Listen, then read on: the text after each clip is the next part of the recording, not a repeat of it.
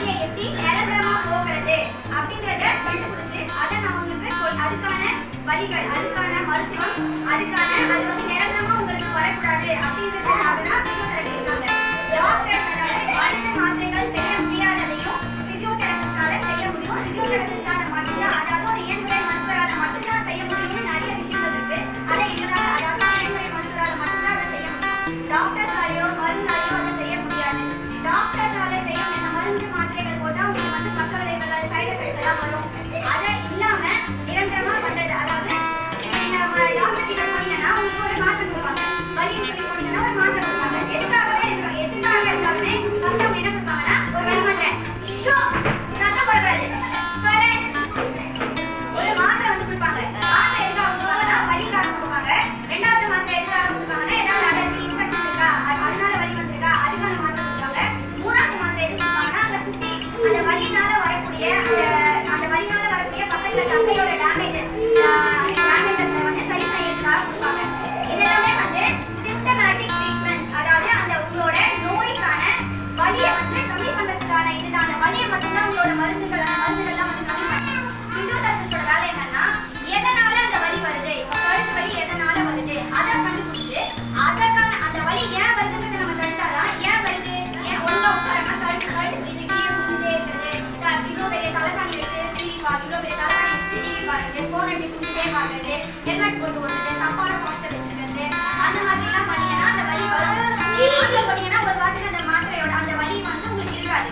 திரும்ப திரும்ப அந்த வலி திரும்ப நீங்க அந்த வேலைகளை செய்யும் போது திரும்ப அந்த வலி வந்து திரும்ப வந்துட்டே இருக்கும். ஸோ அந்த காரணத்தை கண்டுபிடிக்கணும். எப்பவுமே வந்து பிசியோதெரபில வந்து பாத்தீங்கன்னா அந்த சிம்டமேட்டிக், அதாவது அந்த காரணத்தை கண்டுபிடிச்சு டயக்னோஸ்டிக் ட்ரீட்மெண்ட், காரணத்தை கண்டுபிடிச்சு அந்த காரணத்துக்கான ட்ரீட்மெண்ட் தான் நம்ம கொடுக்குறோம். டாக்டர்ஸ் வந்து மோஸ்ட்லி என்ன பண்ணுவாங்க, சிம்டமேட்டிக் ட்ரீட்மெண்ட், அதாவது உங்களுக்கு நீங்க போய் டாக்டர் கிட்ட என்ன கம்ப்ளைண்ட் பண்றீங்களோ, எனக்கு கழுத்து வலிக்குது அப்படின்னு சொன்னா அந்த வலிக்கான மாத்திரை, அவ்வளவுதான். அது எதனால வருதுன்றதை கண்டுபிடிச்சு நம்ம வைத்தியம் பண்ணாதான், அந்த எதனாலன்றதை நம்ம கட் பண்ணாதான் உங்களுக்கு அந்த வலி வந்து நிரந்தரமா இல்லாம இருக்கும். புரிஞ்சுதுங்களா? இதுதான் ஒரு பிசியோதெரபிஸ்டோட வேலை. நம்மளோட உடம்புல வந்து 206 எலும்பு இருக்கு. அந்த 206 எலும்புல என்னென்ன தசைகள், எவ்வளவு மசில், அதாவது எவ்வளவு தசைகள் போகுது, எந்தெந்த தசையில எந்தெந்த நரம்பு போகுது, எந்தெந்த ரத்த குழாய் போகுது, அந்தந்த எலும்பு எங்கெங்க இருக்கு, எந்தெந்த தசை, இது டாக்டர்ஸ் படிப்பாங்க. டாக்டர்ஸோட பிசியோதெரபிஸ்ட் தான் எல்லாமே தெரியும்.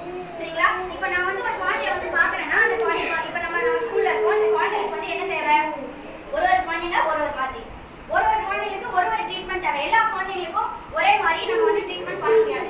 ஒரு குழந்தைங்களுக்கும் ஒரு ட்ரீட்மெண்ட் வந்து தேவை. இப்போ வந்து கோகுல் இருக்கானா, கோகுலுக்கு வந்து அவனுக்கு வந்து தசை வீக்னஸ் இருக்கு. ஸோ அவனோட வீக்னஸ், பேலன்ஸ், இடுப்பு எலும்பு கொஞ்சம் திரும்பி இருக்கு, இடுப்பு எலும்பு கொஞ்சம் ஒரு கால் ஹைட்டா ஒரு கால் கம்மியா, அந்த மாதிரி அவனுக்கான ட்ரீட்மெண்ட் என்னமோ, அவனுக்கான வழிமுறைகள், அவனுக்கு என்ன தேவையோ அதை பார்த்து செய்யறது. ஒரு குழந்தைங்களும் ஒரு மாதிரி.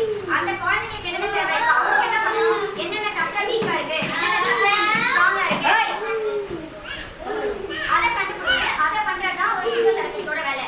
யாருக்கு என்ன பண்ணணும் அப்படின்றத முடிவு பண்றது பிசியோதெரபிஸ்ட் தான். சரிங்களா? நாங்க தான் முடிவு பண்ணணும், இந்த குழந்தைக்கு இது தேவை, ஒரு குழந்தைய பார்த்தா இந்த குழந்தைக்கு இதெல்லாம் தேவை, இதெல்லாம் பண்ணலாம். அதுவும் இல்லாம புனர்வாழ்வு மையம், அதாவது ரீஹாபிலிட்டேஷன், எங்களோட வேலை என்னன்னா ஒரு குழந்தை ஒரு நோய், ஏதாவது ஒரு பேஷண்ட், அவங்களோட day to day active life, அதாவது நீங்க தினசரி செய்ய வேண்டிய வேலைகள், காலையில எழுந்ததுல நைட்டு நீங்க படுக்கிற வரைக்கும் உங்களோட வேலையை, குழந்தைங்களா இருக்கட்டும், பெரியவங்களா இருக்கட்டும், நடுத்தர வயசுல இருக்கட்டும், அவங்கவுங்க செய்ய வேண்டிய வேலை. காலையில இருந்து நைட் வரைக்கும் நீங்க என்னென்ன வேலை பண்ணுவீங்க, காலையில எழுந்ததுல தூங்குற வரைக்கும் என்னென்ன வேலை பண்ணுவீங்க, காலையில எழுந்தோட பல்லு தேய்க்கிறது, பாத்ரூம் போறது, குளிக்கிறது,